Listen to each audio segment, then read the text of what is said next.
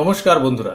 প্রায় 200 বছর ব্রিটিশ রাজত্ব থেকে রেহাই পাওয়ার পর মাত্র 30 বছরই পার হয়েছিল। ঠিক তখনই ভারতবাসীদেরকে আরেকবার পরাধীন করে দেওয়া হয়েছিল। আর আমাদের দুর্ভাগ্য এটি ছিল যে এইবার কোনো বিদেশি মহারাজ বা মহারানীর দ্বারা নয়, বরং আমাদের দ্বারা নির্বাচিত আমাদের এই দেশের একজন নেত্রী আমাদেরকে এবার বন্দী করেছিলেন। আমার এই কথাটি বলার পর আপনারা হয়তোবা বুঝেই গেছেন আমি কার সম্বন্ধে কথা বলছি। আগে হ্যাঁ বন্ধুরা, জরুরি অবস্থা অথবা ইমার্জেন্সি আমাদের প্রিয় ভারতবর্ষের এরকম একটি কালো অধ্যায় যাকে হয়তো কোনো ভারতীয়ই দ্বিতীয়বার তাদের স্বপ্নেও মনে করতে চান না। আজকাল আমরা খুবই সহজে ডিক্টেটরশিপ বা ডেমোক্রেসির ব্যাপারে কথা বলতে পারি, আর হয়তো একনায়কতন্ত্রের ওই অধ্যায়টিকে হয়তো আমরা সময়ের সাথে সাথে ভুলে ফেলছি। চলুন আজকে কথা বলছি 1975 থেকে 1977 সাল পর্যন্ত কিভাবে ভারতে একনায়কতন্ত্রের রাজত্ব চলেছিল আর কিভাবে এটিকে দমন করা হয়েছিল। দেশে জরুরি অবস্থা বা ইমার্জেন্সি লাগু করার কারণটিকে ইন্দিরা গান্ধী তখন আভ্যন্তরীণ গোলযোগ বলেছিলেন, যার ফলে দেশে নির্বাচন স্থগিত করা হয়েছিল এবং প্রধানমন্ত্রীর হাতে কিছু অভূতপূর্ব ক্ষমতা এসে গিয়েছিল। ইন্দিরা গান্ধী সরকার এও তর্ক দিয়েছিল যে দেশের সুরক্ষা বিপদের মুখে চলে যাচ্ছিল বলে এই শক্ত পদক্ষেপ উঠানো তখন জরুরি হয়ে পড়েছিল। সে সময় পাকিস্তানের সঙ্গে যুদ্ধ সবেমাত্র শেষ হয়েছিল, তার উপর দেশ জুড়ে ক্রমাগত সরকারের বিরুদ্ধে বিরোধ প্রদর্শন এবং হরতাল চালানোর ফলে অর্থব্যবস্থা ক্ষতির সম্মুখীন হচ্ছিল। সরকারও ঘোষণা করেছিল যে এইসবের ফলে দেশের অর্থব্যবস্থার ব্যাপক ক্ষতি হয়েছে।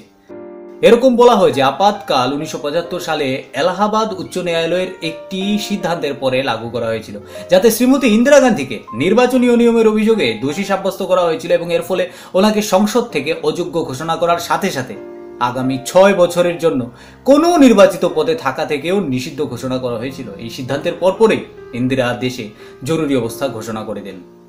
भाइयों और बहनों, राष्ट्रपति जी ने आपातकाल की घोषणा की है।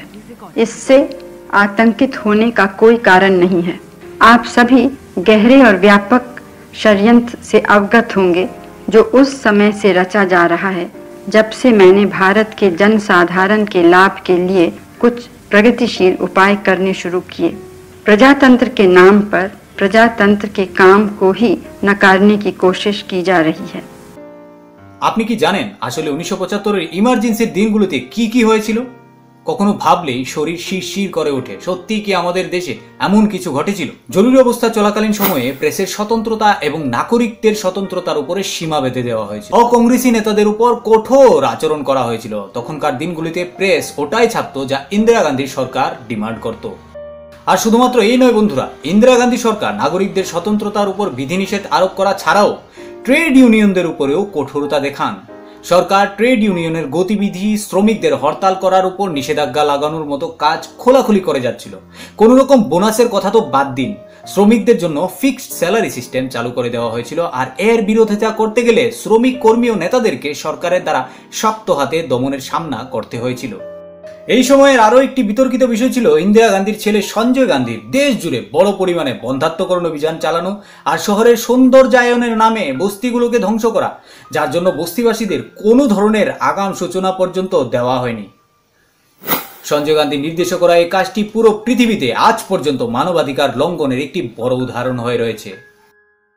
জরুরি অবস্থা 21 মার্চ 1977 শেষ হয়, যার আগে ইন্দিরা গান্ধী 18 জানুয়ারি 1977 নতুন ভাবে নির্বাচনের আহ্বান জানিয়েছিলেন। উনার দ্বারা অনেক বিপক্ষের নেতাদের জেল থেকে তখন রেহাই দেওয়ার আদেশও দেওয়া হয়েছিল। আপনাদের বলে রাখি 1975 আর 1977 মধ্যে অনেক কার্যকর্তা আর নেতাদেরকে গ্রেপ্তার করা হয়েছিল আর তাদেরকে জেলে ঢুকিয়ে দেওয়া হয়েছিল, যার মধ্যে মোরারজি দেশাই আর জয়প্রকাশ নারায়ণের সাথে সাথে অনেক প্রমুখ বিরোধী নেতাদের জেলবন্দি করা হয়েছিল। মার্চ 1977 নির্বাচনের জন্য ভোট দান করা হয়। কংগ্রেসের শাসনকে উপড়ে ফেলার একমাত্র লক্ষ্যের সাথে জনতা দলের নেতৃত্বে জোট সরকার ইন্দিরা গান্ধীকে অপমানজনক পরাজয় দিয়েছিল। লোকতন্ত্রকে বাঁচিয়ে রাখার লড়াই 1977 নির্বাচনের মুখ্য এজেন্ডা ছিল জনতা পার্টি ইন্দিরা গান্ধীর নেতৃত্বের কংগ্রেস সরকারকে হারানোর উদ্দেশ্যে নির্বাচন লড়েছিল। জনতা দল জোট অনেকগুলো মুদ্দা উঠিয়েছিল, যার মধ্যে ঘরেলু মুদ্দা, জরুরিকালীনের সময় প্রতিবন্ধিত নাগরিকদের স্বতন্ত্রতা, প্রেসের উপর সেন্সরশিপ আর বলপূর্বক বন্ধ্যাত্বকরণের মতো মুদ্দা শামিল ছিল।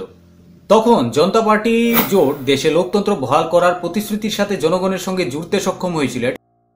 এটা খুব স্বাভাবিক কথা যে ইমার্জেন্সির সময় যেভাবে লোকদের স্বাধীনতার সঙ্গে খেলা করা হয়েছিল। এতে করে জনগণ দ্বিতীয়বার ইন্দিরা গান্ধীর কংগ্রেস সরকারকে ক্ষমতায় আনতে ভয় পাচ্ছিল। সাধারণ নির্বাচনের জন্য জয়প্রকাশ নারায়ণ দ্বারা বলা স্লোগান ইন্দিরা হাটাও দেশ বাঁচাও কংগ্রেসের অভিযানের হাওয়া বের করে দিয়েছিল আর জনতা পার্টি শাসনের সূচনা করেছিল। স্বাধীনতার পর প্রথমবার কংগ্রেস লোকসভায় নিজেদের সংখ্যাগরিষ্ঠতা হারিয়ে ফেলেছিল। 41.32% ভোট শেয়ারের সঙ্গে জনতা পার্টি ভারী বিজয় লাভ করে আর 405টি আসনের মধ্যে 295টি আসন কবজা করে ফেলে। এখানে জনতা পার্টি বিরোধী দলগুলোর একটি জোট ছিল যারা ভারতীয় লোক দলের প্রতীককে সামনে রেখে নির্বাচনে লড়েছিল, যারা কংগ্রেসকে খুবই শোচনীয়ভাবে হারিয়েছিল আর দেশে প্রথমবারের মতো অকংগ্রেসী সরকারের স্থাপনা করেছিল। মোরারজি দেশাই 24 মার্চ শপথ গ্রহণ করেন আর ভারতে এইভাবে তিনি প্রথম কোনো অকংগ্রেসী প্রধানমন্ত্রী হওয়ার রেকর্ডও তৈরি করেন। তবে বন্ধুরা, কাহিনী কিন্তু এখানে শেষ হয়ে যায়নি। 1980 সালে মধ্যবর্তী নির্বাচন অনুষ্ঠিত হয় আর ইন্দিরা গান্ধী আবারও শাসনে ফিরে আসেন। জনতা পার্টি কোয়ালিশন সরকার কেন ফেল হলো আর ইন্দিরা গান্ধী কিভাবে আরেকবার ভারতবাসীদের সহানুভূতি নিয়ে দ্বিতীয়বার প্রধানমন্ত্রী হলেন, এটা একটা দ্বিতীয় চ্যাপ্টার যার সম্বন্ধে আমরা আমাদের নেক্সট ভিডিওতে কথা বলবো। তাহলে